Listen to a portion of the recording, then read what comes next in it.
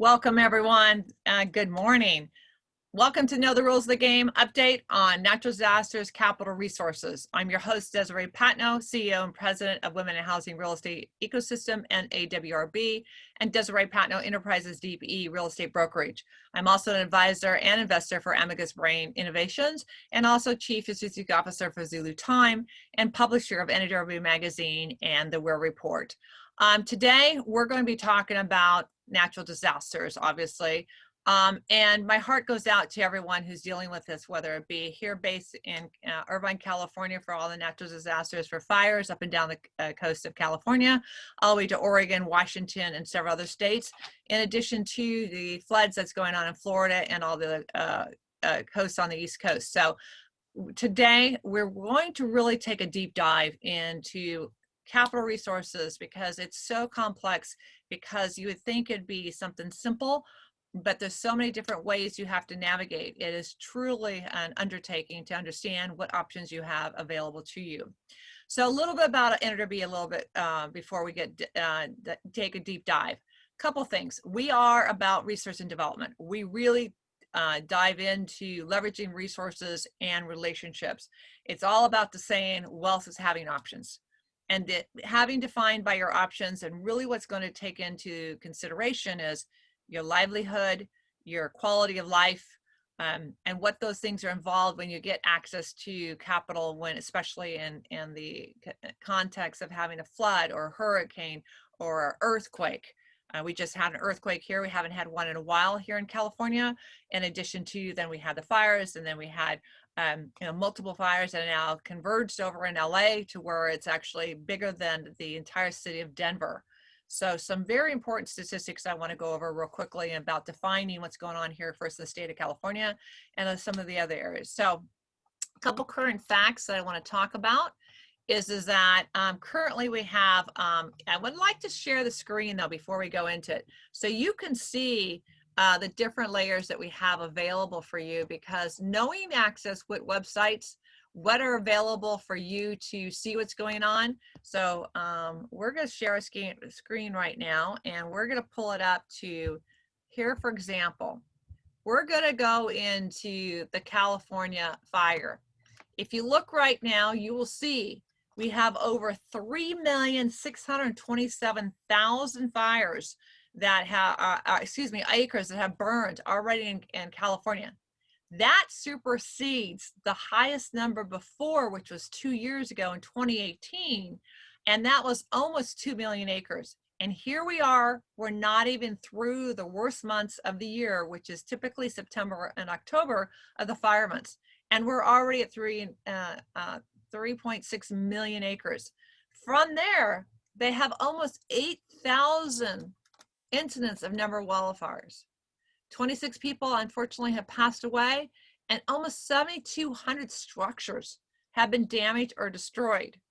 Now, the interesting thing about this is it tells you when the start date is, what county it is, and what the fires are about each one of them. Why does that make it an important significance to us? Is that when we get into access to capital on what we have for natural disasters, whether it be the SBA, FEMA, and some other programs, knowing when the date they put on it, knowing what the containment is and where it's going is very, very powerful. You notice up here, we have the incidents about the Cal fire, but also what kind of programs they offer, what kind of grants do they have access to that they might know about, and how to get certain funding and programs. So it's not just your typical FEMA that we talk about, because the fact is it's got the biggest national footprint. Most people don't realize that FEMA itself, they are about safety. They're about stop the bleeding. They're not about fixing. Their highest grant is $34,000, and yet their typical loan amount is $4,000. Take about 6 months to get it. You know, what's going on with COVID criteria, how much longer that takes, you know, every county and state's different. But the idea is because they come in, they assess, they set up tents and everything else, but they're only about the safety and stopping the damage. They're not about curing and fixing the damage. So I want to make sure that we get that on the platter very upfront here, that FEMA is about stopping the natural disaster causing more problems to the property to go with it. Second is that we want to talk about what other programs are available. So we can take a deep dive into that in a moment, but right now I want to focus on getting your information up front. That is, stop the damage. What is causing that damage? So here we're talking about the fires. You can see what they're talking about and how this is all by the government. This is California, as you see, fire.ca.gov. And then as you go through it, they have different grant programs, what kind of programs they can go out to help you to get additional funding and resources. Here's an urban and community forestry program that out there, fire prevention, forest health. They're going to and talking about what it is to get you for information. And then their improvement programs, volunteer assistance, and grant forms. So here you go. If you come down here, you can get grants and resolution, advanced payment requests, report accountability form to really help things go on to it, okay? So not to take a deep dive into that one, but just to showcase there's all different kinds of opportunities to go out and help you that are very niche, which is this is one of those niche programs, okay? So then also it talks about stats and events. It goes through, it tells you how many fires, where they're at, where the current statistics are, where they're at. Now, why is this so important? Not only as a homeowner, but also as an investor, and also to looking at if you're running a company, whether you're offering insurance, whether you're offering, you're in construction, where can you go to help and help those people in need and also help, for business sustainability, especially with the dynamics that's going on right now. So if you notice down here, you'll see that January 1st through September, very recent, that there has been 6,400 fires and have 2.2 million acres. And then that compared to the intervals of last year, where it had 5,300 fires and only 1.3. So we're almost quite a bit substantially higher there, right? And then the 5-year average, that's unbelievable, 346,000, right? So you look at the combined year to date, at 2020, we're at 3.6 million acres burned. So, and it goes through statistical wildfires. So you talk about what's going on, what your projection, we're going into the rural areas to get the homes, the fires, the burns, the fire authority to go with it. And then we turn around and we look at to where our urban life is that we want to go out. So that nature, do we have infrastructure in place, okay? So those are some of the things I wanted to talk about, and those are the current statistics that we had about the fires that go with it, right? And then we had a cheat sheet that we really brought up about the fires that went with it. Let me see if I can see it here on my screen because it's coming down. I have to pull it, we'll get to it here. Wrong thing that I wanted to pull up.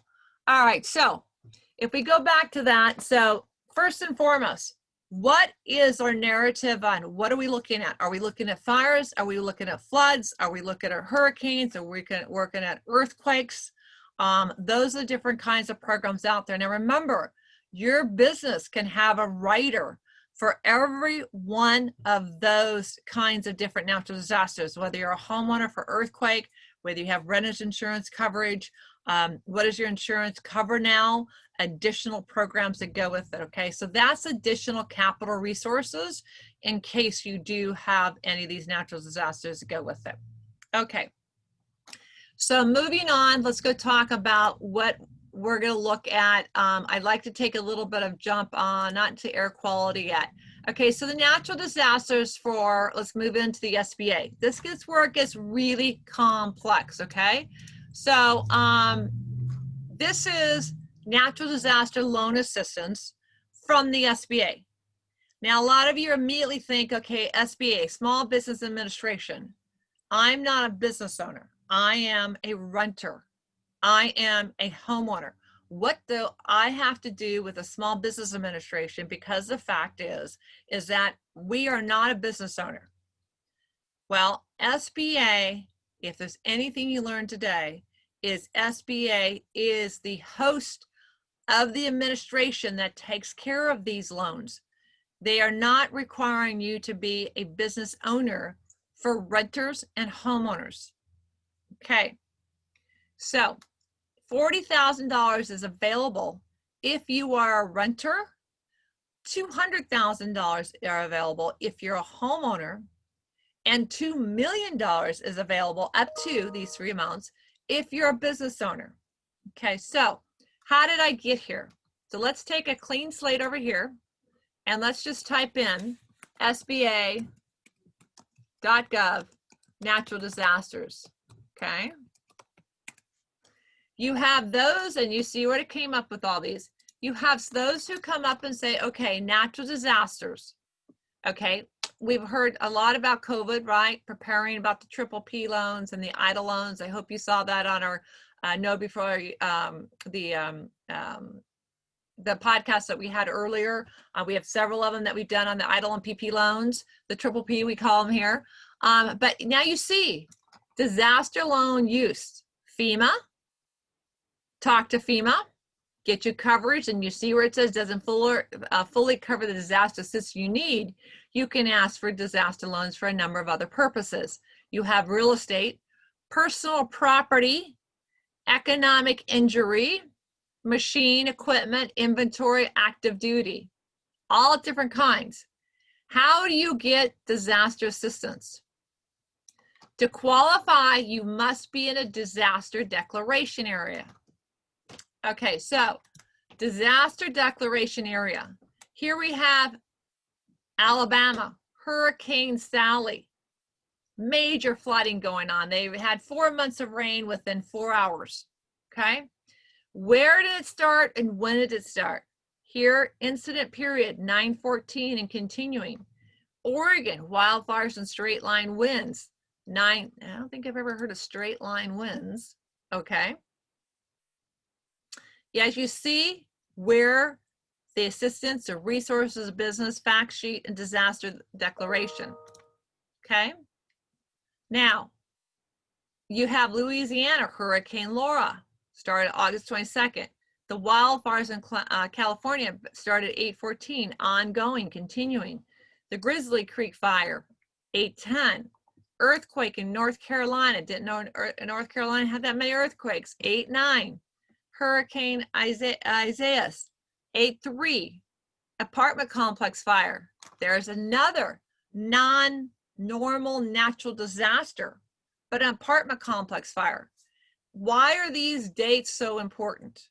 Typically on an SBA loan, once they define a natural disaster, it's 60 days from that time period that you must get your application into them.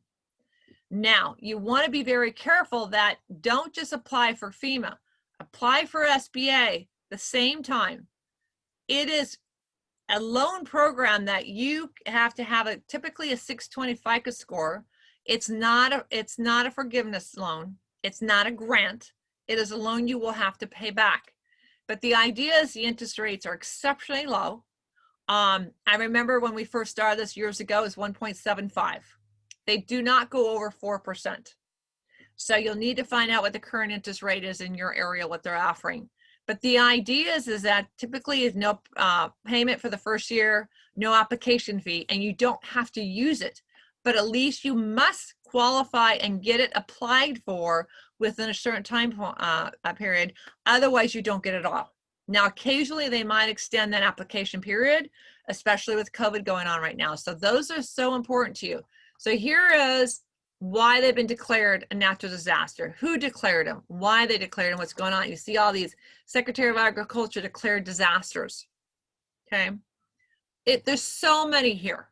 You put in your state, you put in your county. Let's say we want to go to, let's say Colorado. Let's just filter it, see what's in Colorado going on. Here we go. We have the drought. Several areas in Colorado is in a major drought. Those are natural disasters. Okay. So the idea is if we go back and we say, okay, so now I can get a loan up to $200,000 as a homeowner. The idea is that you can use that now to fix up your home. Now the question is, how can I fix it up? You cannot use it to, and see, here's a loan assistance, put in username, login. You actually apply for it online.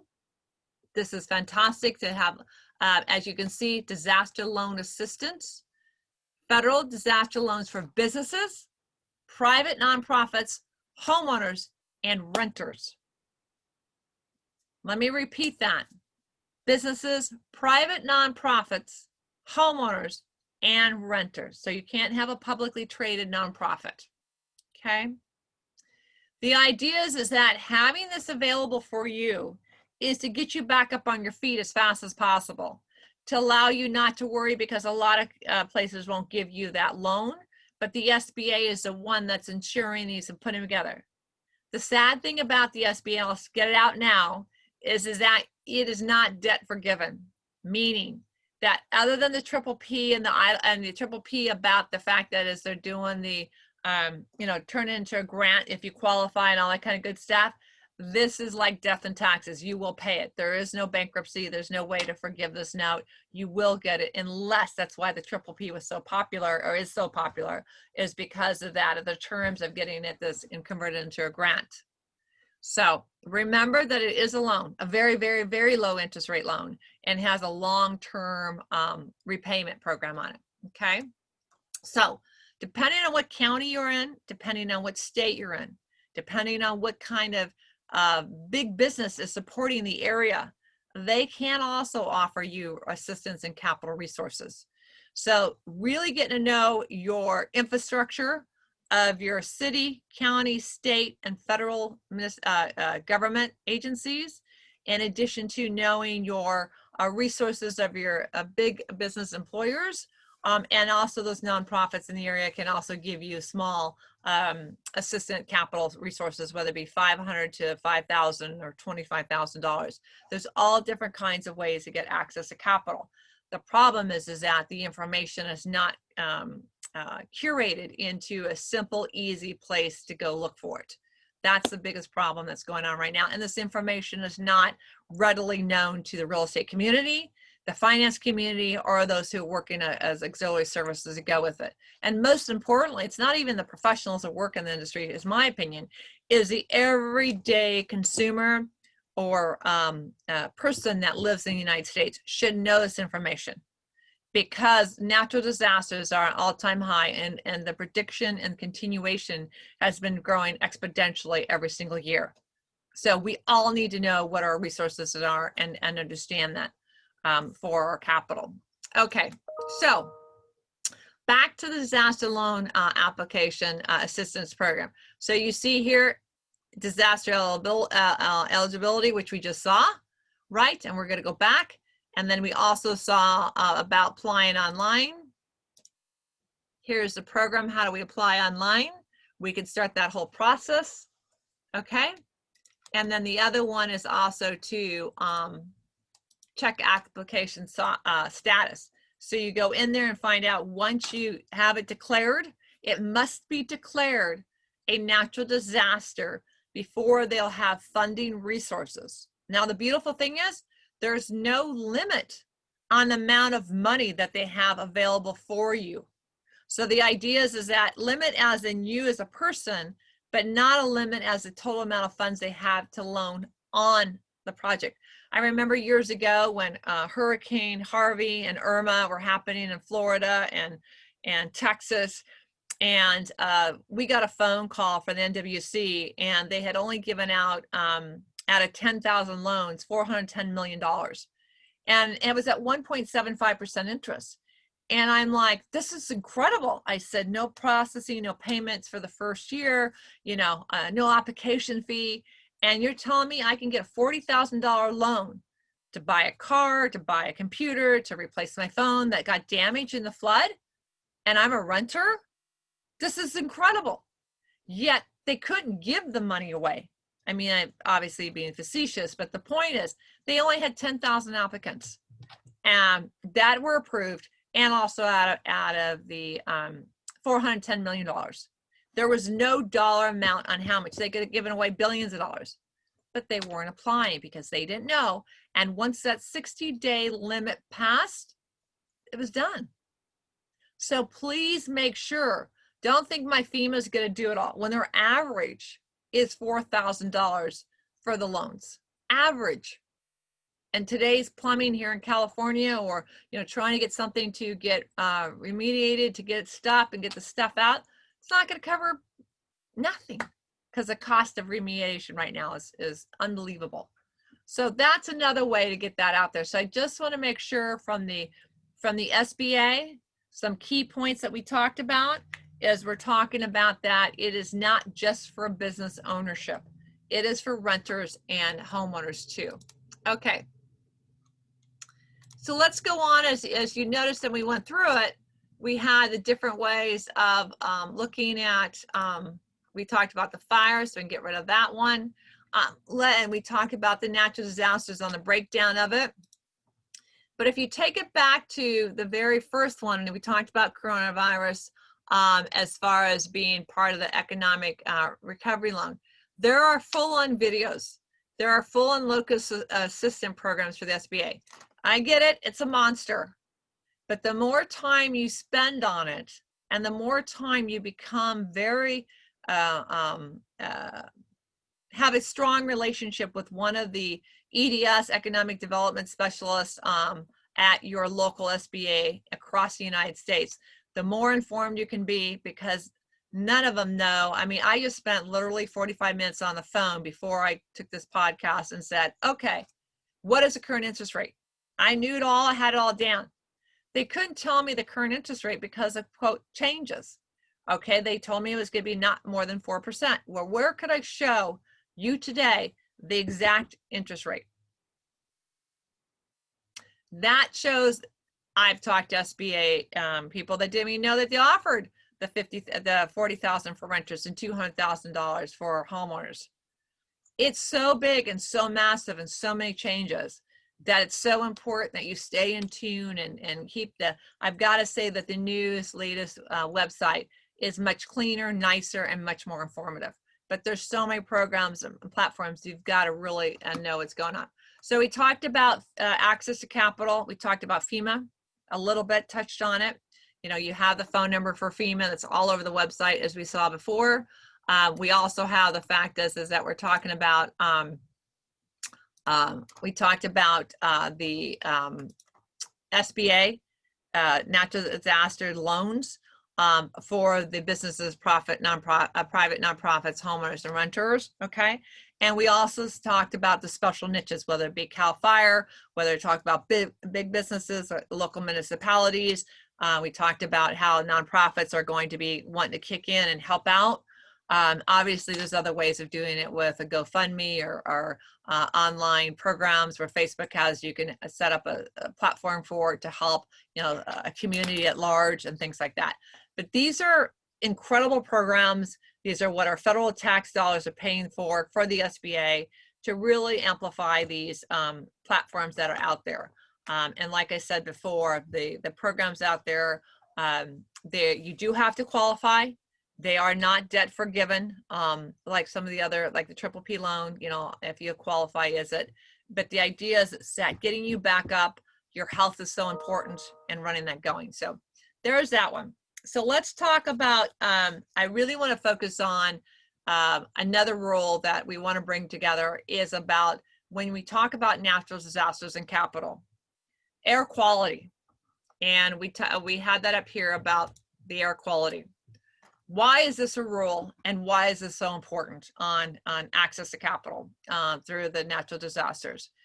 Because here in California, we have had horrific air quality to where not every single city, but we had the index, if you notice down here, to where the index can go up to, and the way they have this leveled, it can actually go up to a level of 600.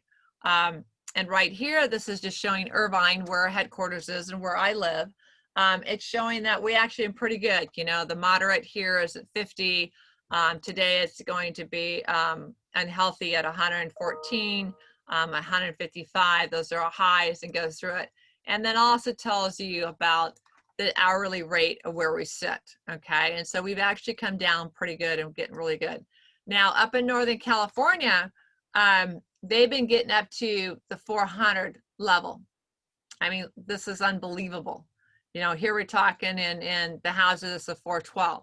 Well, what does that look like? Well, they've got that down to where sometimes it was over 600. And you can see over here, 450 goes off the chart. And the idea is that how are we keeping that air quality?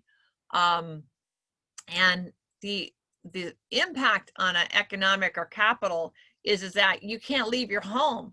You shouldn't be out there because it's unhealthy for everyone, especially for the older, those who have respiratory problems, just like everything we hear about COVID. So the business end of it, the access to capital end of it, to help, you know, it's a whole nother category of what's going on. And so businesses are actually closed and people are moving and getting out of certain areas because they can't breathe because it's gotten so bad. So when you're looking to have your business, having access to capital, can you function? Are you having quality? So you have the ideas is that making sure, so I wanted, there's two different, I really like IQ Air. Not only is that, and no, IQ Air is not a sponsor of this podcast today, but IQ Air is they have a machine that I believe is unbelievable, a charcoal filter machine. It's pretty costly, but the air quality in the home is unbelievable. But they had this website out, that's all they've been doing for decades, is producing and filtering air and making sure that you have the cleanest and purest air out there for your filtrations for chemicals and charcoal and other byproducts that go with it. But the idea is having these sensors all over and what it looks like and understanding, you know, what you're breathing, whether we're talking about wearing face masks for COVID or wearing face masks or breathing apparatus because of the air quality of the fires. I mean, they're getting our fire air issues around the world, just like when Australia was burning, coming over here and back and forth. So our air quality is so important. And people don't forget that the ocean provides over 50% of our oxygen. And as the ash is falling, cars were just littered with ash here in California. Our plants had to wash down my plants because they couldn't breathe, you know, which produces our oxygen. So when we talk to, you know, what kind of economic, what kind of natural disasters, it's not something we always think about, just as in flood, fires.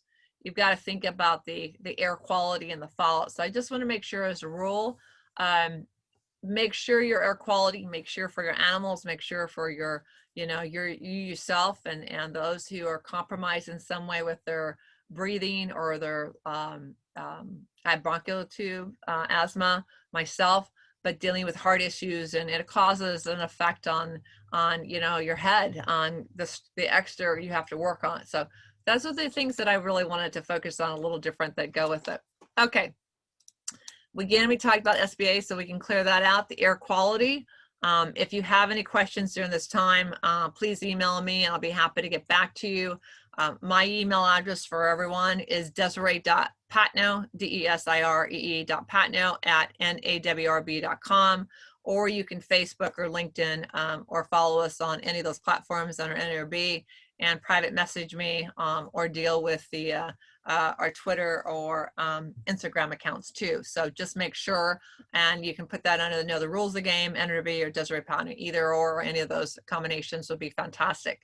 And any more resources you'd like to have about this. The other thing is that I really want to focus on, here's the natural disasters again. So again, all the different charities. I mean, let's just do what's going on in Florida.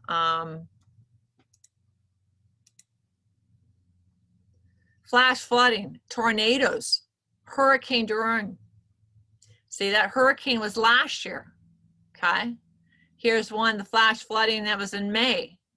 And then Hurricane Sally's ongoing. And tornadoes as a result of Tropical Storm Nestor. Then we have down here, there was an incident about tornado, rain, wind, and hail. Now, how many of you thought about access to capital of claiming for your insurance on your home if you got hit with a hailstorm and have the whole entire roof replaced, or the siding, or, you know, damage to your cars? That's access to capital for natural disasters. You know, most insurance companies don't charge if a rock hit your windshield, they replace the windshield for free. There's no deductible. Okay. So think of those kind of things. Do you have additional coverage by than just getting these? Okay, you should have insurance already covered that. So there you go. Quite a bit in Florida. If we did one more, let's say, let's go on in, let's go in Illinois. There you go in Illinois. I'm not sure why Iowa came up in Illinois. That's kind of odd. But all right, severe storms and flash flooding, heavy rainfall and flooding, you know, civil unrest.